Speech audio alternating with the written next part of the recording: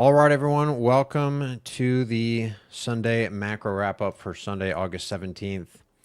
We had inflation week last week, and there's been a lot of people calling for the top in the markets. And so we're going to be getting into some of the reasons why, some of these quote unquote economists are, calling for market tops here. There's like the classic technical signals as well as, seasonality, pretty much every single end of August, school starts back up, people are coming back from vacation. Typically, volatility comes back. And so a lot of people are saying, yeah, well, because of all this, the market top is in. We'll get into why that's not necessarily the best way to look at it, especially for what you and I are doing, which is not trying to be economists. We're trying to actually make money within these markets. And so we always have to think of it in the context of strategically positioning our portfolios for what's actually happening, not what could happen, not what should happen, what is happening, right? And so we'll get into some of that later on in the video here. But for those who are new on this Sunday macro wrap up, the way that these work is that the first 30 minutes of the hour is streamed on our social medias. And then after 30 minutes, we go offline for our Macro Optics members who are joining live right now on the Zoom call. And so at that point, we'll go over, some of our actionable ideas and some of the things that have been working well over the past couple weeks and what we think will continue to do well. But again, that's offline for the remaining 30 minutes after this. And so for those who are watching on stream, if you guys are interested in taking part in the 30 minutes offline, we have a free 7-day trial of our macro investing community, which you guys can take advantage of in the links below there. But getting back into this here, obviously, last week there was a lot of information with inflation data, right? So starting with the headline inflation rate at 2.7%, that remained unchanged. Still a lot higher than the 2.3% in April. And, the Fed wasn't cutting at 2.3%, which is pretty close to their 2% target. After three pretty large, we went from 3% in January to 2.3% in April, and they still didn't cut. But we are in a little bit of a different circumstance right now. You're getting a lot of pressure from the current, administration in the government, and you are seeing some more weaker numbers in terms of the labor market, right? And so we could see some added pressure there. What was interesting was that the core inflation rate actually had a very large acceleration of 3.1%, which was above forecasts.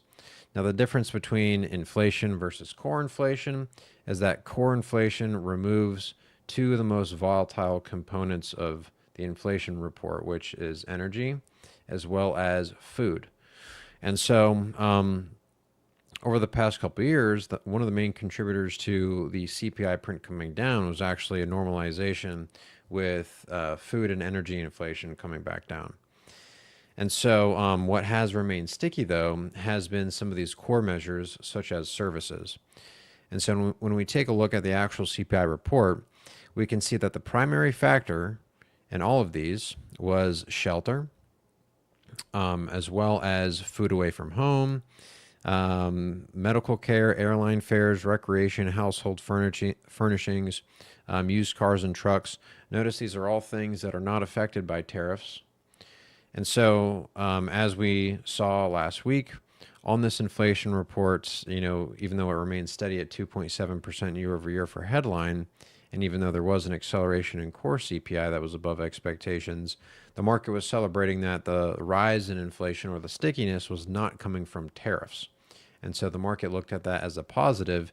And because the Federal Reserve, Jerome Powell, has been telling the markets, we don't know, we can't cut rates because we are uncertain specifically about tariffs, which is a lie. Jerome Powell is just finger pointing at Trump for his own mistakes, and then Trump's doing the same exact thing to Jerome Powell. It's like that Spider-Man meme.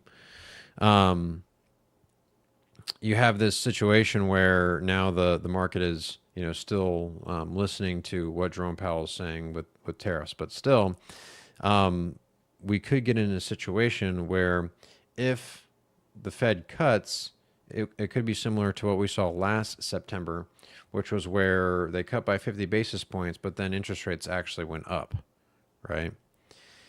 And then other ones were also food away from home. So when you take a look at, because a lot of people have been saying like, oh my gosh, inflation is still remaining the same, but I'm still paying ridiculous prices at the store, right? Well, when you take a look at vegetables and meats and poultry, year over year, I mean, fresh vegetables, over 15 or 17% year over year. That's ridiculous. Meats are up 11% year over year. I saw this X post. Look at this. This is just a difference between, I think, what is that? From April of last year to August of this year. What is that? 18 months or whatever? I can't do the math right now. But very short time period. It's nearly 50% added, right? More than that, actually. So, we're still feeling the price increases. And this is a great reminder that inflation is actually cumulative, right? It's not just the inflation rate that you see here when they put 2.7%. That means the year over year acceleration. So think of it this way, right? You have your speed steadily increasing. Let's say you're on the highway and you're going from 10 miles an hour to 100 miles an hour. Well, your rate at which you get to that top speed of 100 miles an hour, sometimes you're accelerating faster. Those times when you're accelerating faster, that's the measurement of your rate of change, right? It's the second derivative. You guys can, Google this a little bit more, but this 2.7% is the rate at which it's increasing. So inflation's always going up, but it's the rate at which it's going up, which is what's reported. Okay. Now they always create a magic number of 2%. That's just essentially the magic number where, people like you and I don't complain about it. And, the central bank system can continue running in the background without us being realized that we are enslaved to this system here, right? It's kind of like we're ignoring it. But the reason why we're feeling it so much is because it's a lot higher than what it was over the past 15 years from 2008 to 2020. So that was interesting there. The key thing there is that there's still a lot of things that are way higher with accelerating inflation, but the main headline numbers for what the Fed makes policy on is still remaining sticky. And then we got producer prices, which everyone freaked out on because that had a pretty large acceleration from 2.4% to 3.3%. Now, producer prices are not consumer prices. Let me see, where did I have that here? Here we go. This is a pretty good chart that I found that gives you a pretty good synopsis of. This is probably the best table that I found. So the Fed doesn't make policy on PPI. All it is a leading indicator of CPI, and it doesn't always translate all the time because PPI is what's showing mostly producer margins. It's not necessarily the prices that we will end up paying, right? So it's mainly businesses' supply chains. It's often a leading indicator. Raw materials, intermediate and finished goods. These are the prices received by producers, so at the wholesale level. Okay. Now the thing is that if you have PPI rising and CPI rising, that's a pretty clear indicator that these producers are pushing their costs onto us. If you have CPI remaining constant or declining while PPI is going up, that means that a lot of these producers' margins are getting squeezed because they are having to reduce their prices, but their costs are going up, right? So their margins are shrinking. And then you have both happening at the same time, which is typically during a recession, which is where CPI and PPI are coming down at the same time. We're not seeing that yet. We're still seeing them remain relatively sticky, but everyone is freaking out about the PPI numbers because they typically are leading. And so what's interesting is that when you look at core producer prices, you didn't really have that much of an acceleration. Really, you wanted to look at it in terms of goods inflation in the context of the tariffs, right? And you really didn't see that too much um, when you exclude trade services and foods and energy. I'm sorry, tariffs were part of the main contributors to the PPI acceleration, but when you remove those, it remained pretty constant to the past few months there. But the main contributors were final demand services. So that was pretty interesting there. We also got retail sales year over year, which remained pretty elevated. No change from the acceleration in June. If we take a little bit of a step back here, you can still see that there is a pretty much a decent acceleration from the past year or so, but it still remains a little bit lower than what we saw in 2022 and obviously from 2021. When we take a look at the retail sales control group, which again is just another way of looking at core retail sales without a lot of the fluff, since February, this number has been declining and then it had a slight acceleration, which broke the 4-month deceleration, but is still pretty much at the same levels that we've seen since the past 3 years. And the market has continued to rally on this. So nothing too crazy there. We got the University of Michigan Consumer Sentiment Survey that came down a little bit. The 1-year inflation expectations did rise a little bit. So, the market was a little concerned about that. But what was interesting is that we started to see accelerations in the manufacturing indices, which we'll get more of this week with the Philadelphia Fed. But the New York Fed manufacturing index, that accelerated to a level that we haven't seen since November of 2024. So that's a pretty decent 2-month acceleration there. That's positive for the growth outlook there. And then for manufacturing production, that continues to accelerate, which, if you just go back over the past 5 years, this has been struggling pretty much since December of 2022. And so this is starting to have a little bit of a rebound here, which is definitely interesting. This week, we get, it's a little bit quiet this week in terms of macro data. We do get the leading economic index from the conference board. That is on Friday. We also receive flash manufacturing and services PMIs. We get some housing data. But the big thing this week is on Friday, which is at 9 a.m., which is the annual Jackson Hole Symposium, which is where Jerome Powell will make a press conference speech. I think it's at 9 a.m. on Friday, which I'll go live for that, just to get a market reaction and just to see what he says. All you have to know is that typically this Jackson Hole Symposium, and that's Jackson Hole, Wyoming. They do this once a year. It's pretty much where they get together all these bankers in the mountains, and they have, their rituals or whatever they do up there. I'm just joking. It's just a regular conference. Maybe they do that. Who knows? But what matters is that on Friday, Jerome Powell gives a little bit of a press conference where he gives you a little bit of a hint, typically, of his thought process, as well as, kind of what he's thinking about going into the September FOMC press conference. And so this is obviously a big thing that everyone will be watching this week because, there's a whole debate whether they should cut, whether they shouldn't cut. The market right now is pricing in around an 85% that they're going to cut by at least 25 basis points.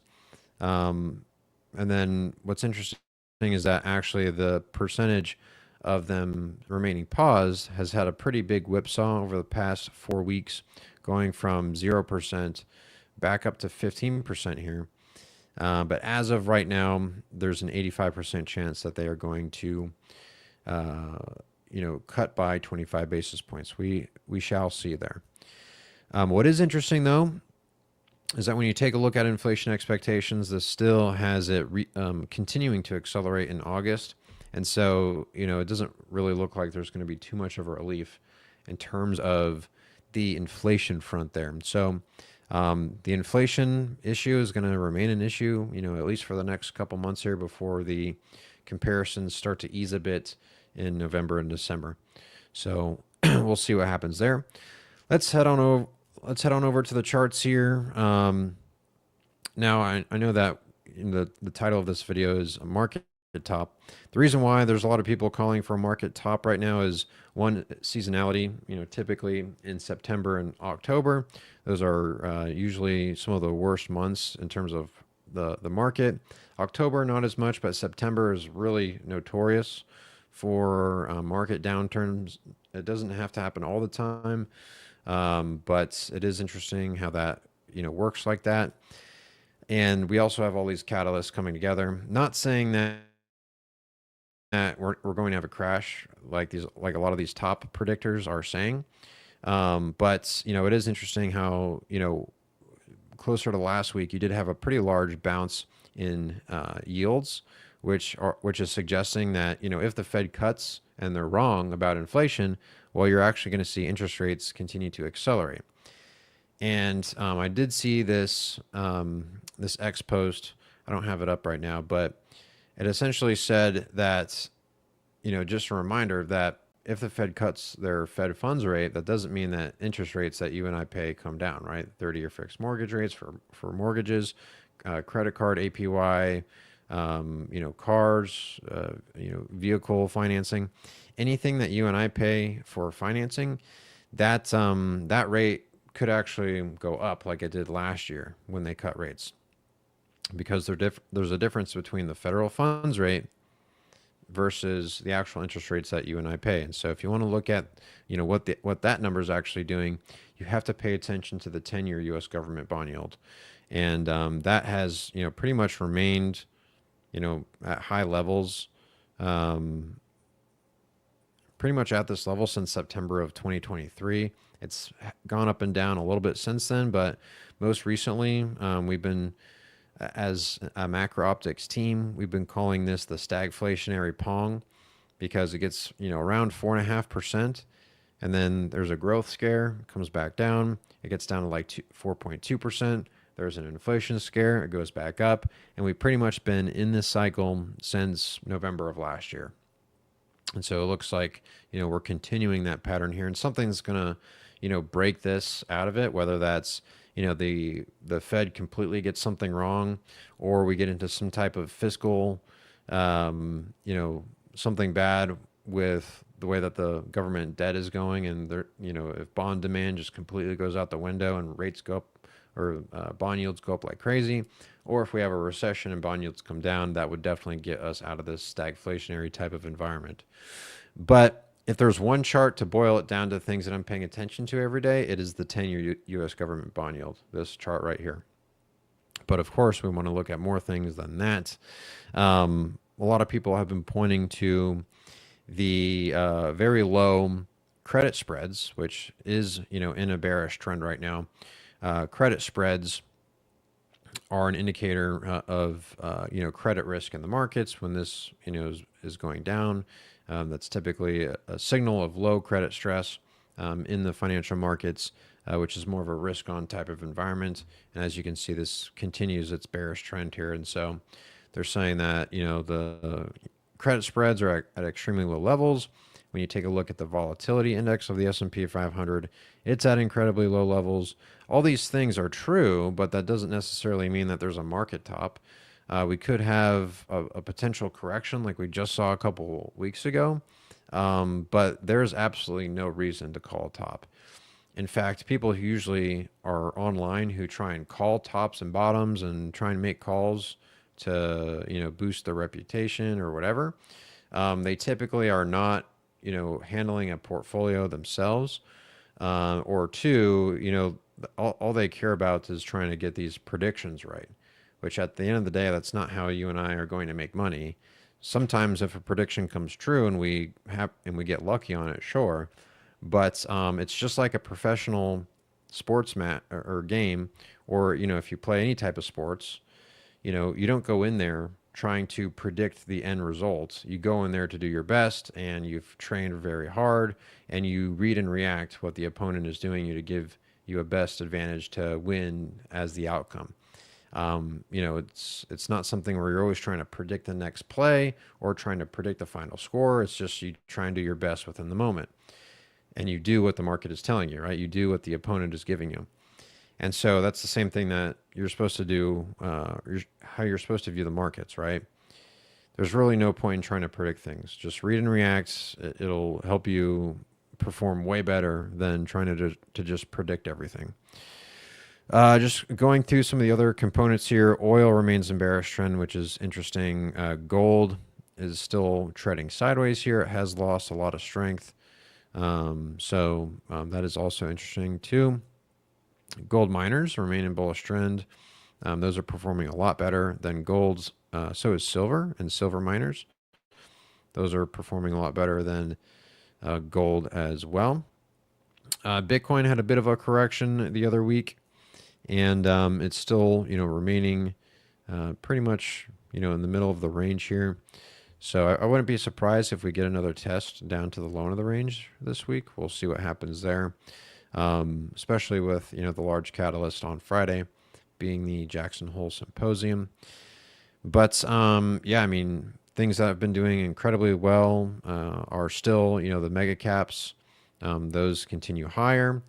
The biggest or the most the best performing sector of the S&P 500 is technology. So XLK, a lot of it is being benefited from a lot of the passive funds that just shove money into these huge mega caps because they're just buying things blindly.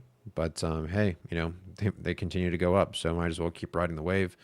And then Apple, broke out of its bearish trend here and is now bullish. This broke out 2 weeks ago, and so now everything is in bullish trend in the Mag 7 except for Berkshire. So this is the only one that is remaining in bearish trend. And then when we take a look at net central bank liquidity here, that is starting to lose a little bit of momentum here, mainly because the government is trying to refill their checking account that's held at the Fed, which is the Treasury General account. They posted an announcement that they need to get it back to 800 billion by September, which they'll probably do. But this acceleration from 500 to 800. That's $300 billion being removed from the markets, which is why they've been trying to completely drain the reverse repo facility. So that's now at 33.76 billion. This is the lowest level since all the way back in April and March of 2021. So yeah, they're essentially squeezing the last little bit of juice out of the RRP. As they raise cash here, because again, the fiscal moves that's going on right now from Treasury Secretary Scott Bessent over at the Treasury Department, they are really trying to put as much duct tape and band-aids on this thing to buy them time to see if the Fed is going to lower rates. Which again, really, even if they do lower rates, the bond market might revolt, and it could give you some pain elsewhere. And so. I do think that this will blow up in their faces at some point. And really the only thing out of this is some type of AI productivity miracle, or we just go into a recession or some type of slowdown. Maybe they don't call it a recession, but a definite bear market in the markets, which we did see in 2022. But we'll see if that potentially happens in mid 2026. I do think this game of musical chairs and duct tape and band-aids could continue to go on for several more months, with obvious corrections here and there that as of right now, I wouldn't be surprised if we did have some sort of correction. That's not me calling a top. That's just me just seeing that things are near the top end of the trading range. And so we just look at probabilities. That's how my team and I were able to get ahead of this 2-day down move here. And, we were buying a lot of things at the beginning of August there on that dip. And yeah, it's been going pretty well. We'll go over some of those here momentarily. But that's pretty much all I have for you here this evening. Again, if you guys are joining us live via stream on our socials, if you'd like to join us for the remainder of the 30 minutes here, you can go and start your 7-day free trial of our macro investing community. If not, no problem. We'll catch you next Sunday. For those who are on the Zoom call, hang in there. Let me just log off of the end or off of the streams, and we will go ahead and get into the second half of this. But I appreciate everyone for joining on the streams, and good luck out there. And we will catch you in next week's Sunday macro wrap up. Bye.